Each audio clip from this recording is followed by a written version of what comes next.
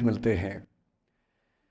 तो जिस उम्र में इमोशन सबसे ज़्यादा उठापटक करते हैं, उछल कूद मचाते हैं, एंग्जाइटी, डिप्रेशन, ये सब होता है, उस उम्र के बच्चों से बात करने के लिए सबसे मौजूद टॉपिक मुझे यही लगा, सबसे अच्छा टॉपिक यही लगा कि हम इसी पर बात करते हैं। मैं पहले डिस्क्लेमर्स लगा दूं, मैं मनोविज्ञान का अध्यापक नहीं हूं। मैंने साइकोलॉजी में ना एमए किया है, ना एमफिल, ना पीएचडी किया है, ना मैं मोटिवेशनल चीज़ें करने का कोई सर्टिफाइड अध्यापक हूं। मैं तो अपने जीवन के अनुभवों से, साहित्य से, दर्शन से, कानून से, पढ़ते पढ़ते जो मैंने सीखा, और बाकी उस सबसे ज़्यादा सीखा 50 साल के जीवन में, जिसमें से 25 साल का जीवन अध्यापन में और अपना उद्यम करने में खर्च हुआ। अनुभवों से बड़ा कोई गुरु नहीं होता, तो मैं अनुभवों से सीख के बातें करना पसंद करता हूँ।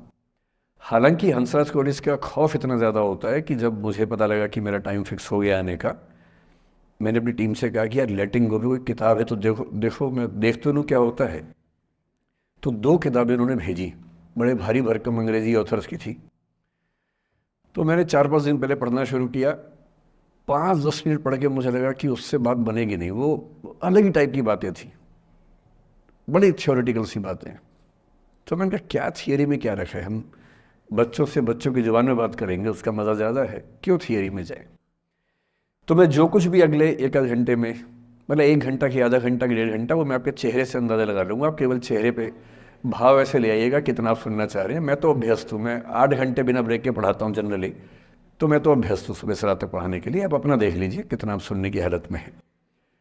और ऐसा ना हो कि मैं अपनी स्पीच सुनने के लिए मोटिवेट करूँगा आपको, वो मैं नहीं करूँगा, है ना। उससे अच्छा, उससे बेहतर ये है कि बीच में छोड़ देंगे, और मैं आपकी उम्र का भी ध्यान रखूँगा। छोटे छोटे बच्चे हैं, इतना टॉर्चर ठीक नहीं है, तो ध्यान रखेंगे। पर मेरा ख्याल है कि आपको मज़ा आएगा, क्योंकि आपकी उम्र से जुड़ी बातें हैं, आपको अच्छा लगेगा। मैं सबसे पहले 2 शब्दों में अंतर स्पष्ट करना चाहता हूँ। एक शब्द है गिव अप करना, एक है लेट गो करना। कभी कभी लगता है कि दोनों बातें एक जैसी हैं, पर दोनों बातें एक जैसी हैं नहीं। गिव अप करने का मतलब होता है हार मान लेना।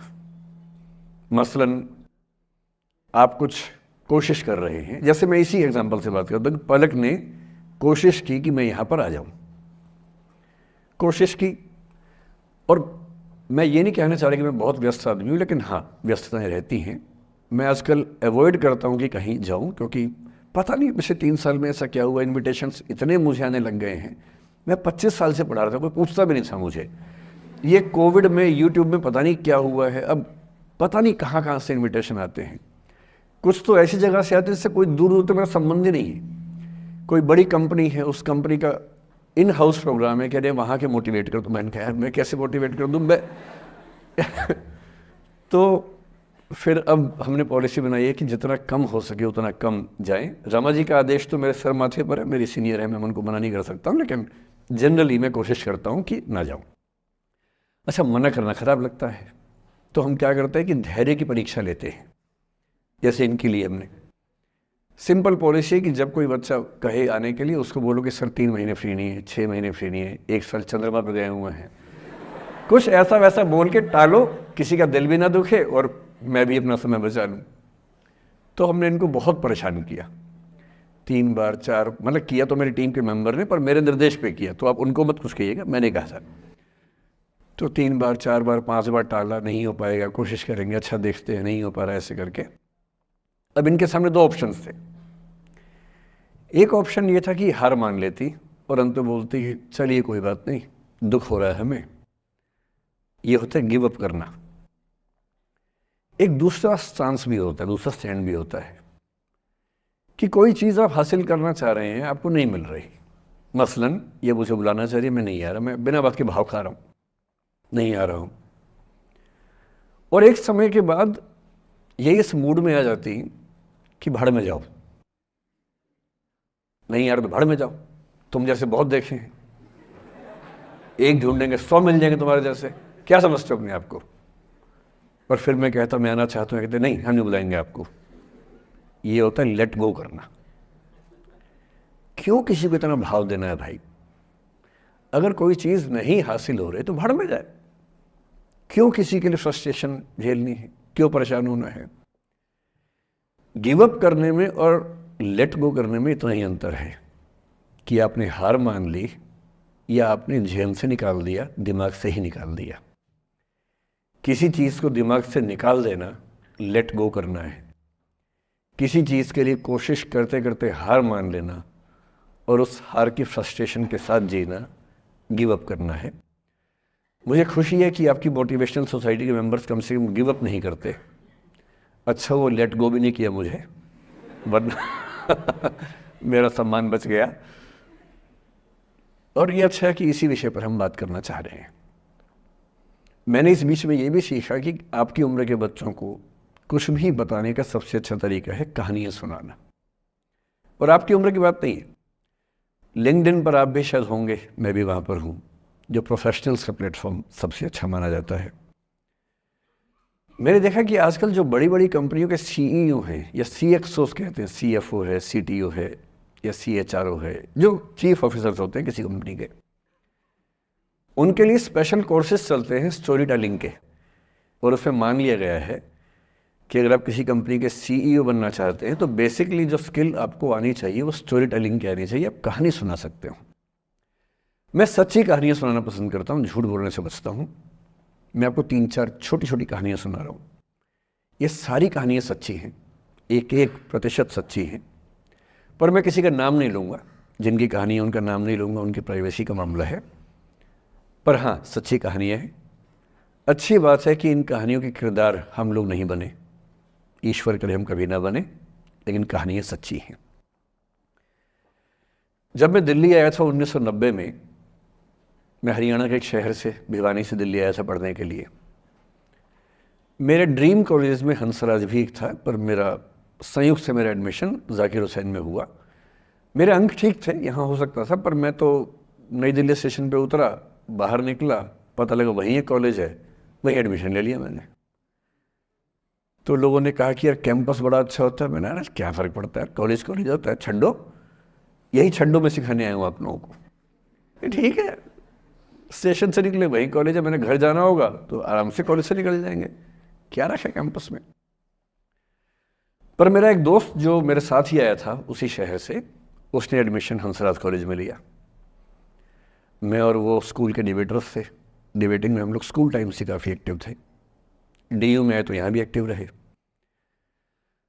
डीयू में मैंने करीब 5 साल डिबेटिंग की और मेरा ख्याल है कि लगभग 300-400 डिबेट्स मैंने जीती होंगी डीयू में, कुछ हारी भी होंगी, लेकिन मैंने खूब डिबेट, वो मेरा दरअसल दाना पानी था, रोजी रोटी मेरी वही थी कॉलेज के दिनों में।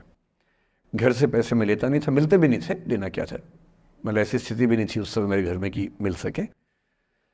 तो डिबेटिंग मेरा रोजगार था, एम्प्लॉयमेंट था मेरा, उससे काम चल जाता था आराम से। उसका भी चल जाता था, वो हंसराज से था, मैं जाकिर हुसैन से था। हम खूब डिबेट्स में मिलते थे। अक्सर ट्रॉफी या तो हम जीतते थे या वो जीतता था, कोई भी जीते रूम पे ही आती थी क्योंकि हम रूममेट्स थे, एक साथ ही रहते थे। वो मुझसे योग्यताओं के मामले में 21 था, बल्कि अगर वो 21 था तो मैं 15 ही रहा हूँगा या 12 रहा हूँगा, 22 या 21 तो नहीं रहा हूँगा, मुझसे बेहतर था योग्यताओं में। बड़ा अच्छा व्यक्ति था। ग्रेजुएशन के बाद मैंने एमए हिंदी साहित्य में एडमिशन लिया, जबकि बीए ऑनर्स हिस्ट्री में किया था मैंने। उसने तय किया कि वो कुछ और करेगा, प्रोफेशनल कोर्स करेगा, नौकरी करेगा, तो वो चला गया दिल्ली से। मैं दिल्ली में रहा। फिर मैं एमए के बाद तैयारी करने लगा यूपीएससी की। तब तक मैं यूजीसी जेआरएफ कर चुका था। पहला अटेम्प्ट दिया, प्रीलिम्स हो गया। मेंस मेरा 96 के मेंस की बात कर रहा हूँ, मेंस शुरू होने वाला था, 2 दिन रह गए थे। करीब 10 दिन पहले वो मेरे पास आया हुआ था दिल्ली में, मिलजुल के अच्छे से बात करके गया था। उन दिनों उसका एक प्रेम संबंध कहीं हमारी ही एक मित्र के साथ चल रहा था। हम सब दोस्त थे, तो उनमें से 2 लोगों का आपस में का अफेयर था। मुझे नहीं पता क्या हुआ, लेकिन मेरे मेन एग्ज़ाम से 2 दिन पहले रात को 12 बजे एक फ़ोन आया और ये बताया गया कि मेरे दोस्त ने फंदा लगा के अपनी जीवन लीला समाप्त कर ली है। वो दिल्ली से दूर था कहीं, और जिस व्यक्ति के बारे में मेरी राय ये थी कि उतना जीवट वाला व्यक्ति कोई हो नहीं सकता, जो ज़िंदगी से हार सकता ही नहीं। जिसके होने से कई लोग हमेशा जीता हुआ महसूस करते हैं, वो चुपचाप एक बंद कमरे में जिंदगी से हार गया। मैं आज तक नहीं समझ पाया कि ऐसा कैसे हुआ। बाद में टटोला, उसके पेरेंट्स से बात हुई, भाई से बात हुई, उन्होंने उसकी याद में एक सोशल वर्क शुरू किया ताकि किसी और बच्चे को ऐसा ना करना पड़े। तो जो हल्का हल्का अनुमान हुआ वो है कि शायद कुछ ऐसा था रिलेशनशिप में जो नहीं संभल पाया था, और रिश्ता टूट ना जाए इसका दबाव बहुत ज़्यादा था, और वो दबाव झेल नहीं पाया।